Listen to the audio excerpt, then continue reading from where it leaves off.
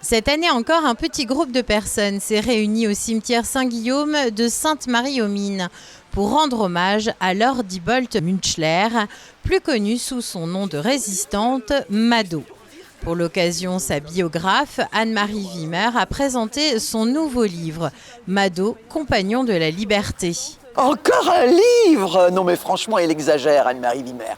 Ce qui s'est passé, c'est qu'ayant rencontré Séverine Wolf, qui, à partir de mes propres livres, a écrit une pièce de théâtre fabuleuse, je me suis dit, bon sang, cette pièce de théâtre, il faut la pérenniser. Mais je pense que vous êtes d'accord avec moi, les pièces de théâtre, ça ne se vend pas facilement en librairie. Donc le truc, c'était de faire un livre sur Mado, dans lequel il y aurait la pièce de théâtre. C'est quand même mon 6e livre sur Mado. Tous ceux qui n'ont pas lu mes livres précédents, ils ont droit à l'histoire de Mado, que je raconte autrement. Mais je vous promets que les dates sont toujours les mêmes. J'ai rien changé d'historique. La biographe confie avoir fait de nouvelles découvertes sur Mado, notamment sur les derniers instants de sa vie qu'elle révèle dans ce livre. Officiellement, elle est morte, cette femme, notre chère Mado, notre chère Laure Dibolt Münchler, le 17 octobre à Lyon. Mais je le regrette de vous dire que c'est faux. Elle est morte le 16 octobre à la campagne, quelque part, dans un vignoble où il y a eu une fête des vendanges. Elle est morte, on a déplacé son corps illégalement. Une autre révélation concerne le lieu de sépulture de Mado. Anne-Marie Wimmer a souhaité rétablir la vérité sur ce point. Elle avait demandé à être enterrée chez papa-maman.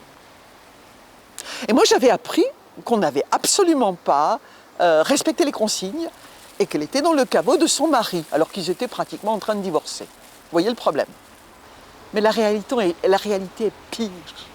Depuis plusieurs années, la biographe s'attache à faire connaître le parcours exemplaire de Laure Dibolt Münchler et à rappeler son rôle déterminant dans la résistance. Il faut reconnaître que pendant longtemps, les traces se sont estompées de son histoire. Grâce, comme on le sait, à la biographie réalisée par Anne-Marie Wimmer, son passé ressurgit. Et aujourd'hui, je pense pouvoir dire que la population est fière et heureuse d'avoir ce témoignage vivant, l'œuvre de Laure Dibolt Münchler.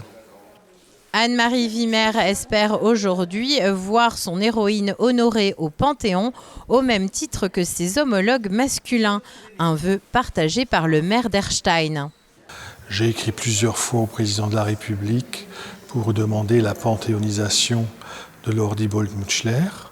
C'est quelque chose qui a été enregistré au niveau de l'Élysée, qui n'est pas concrétisé aujourd'hui, avec le soutien des parlementaires aussi, pour essayer de faire entrer Laure Dibolt Münchler au Panthéon, chose qu'elle mérite.